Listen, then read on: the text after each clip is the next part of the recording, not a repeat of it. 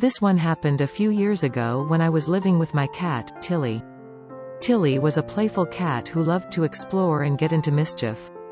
One day, I was sitting on the couch reading a book when I heard a strange noise coming from the kitchen.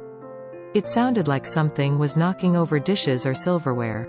I went to investigate and found Tilly standing on the kitchen counter, pawing at a spoon that had fallen onto the floor. I scolded her and picked up the spoon, but then I noticed something strange. There was a trail of flour on the counter and floor, leading from the bag of flour to the spoon. And when I looked at Tilly's face, I saw that she was covered in flour. Her fur was white, and there were little paw prints all over the counter. I couldn't help but laugh. Here was my cat, covered in flour, looking like she had just rolled around in a snowdrift. She looked up at me with a confused expression, as if to say, "What's so funny?" I cleaned up the flour and gave Tilly a bath to wash off the excess flour. She wasn't too happy about it, but she eventually forgave me with a few purrs and head nudges. But the funny part wasn't over yet.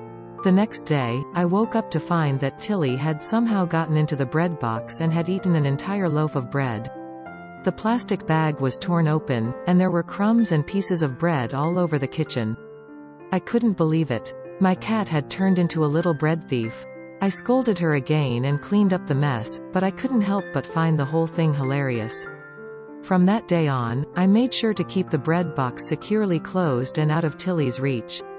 But every time I saw her sitting innocently on the kitchen counter, I couldn't help but wonder what mischief she would get into next.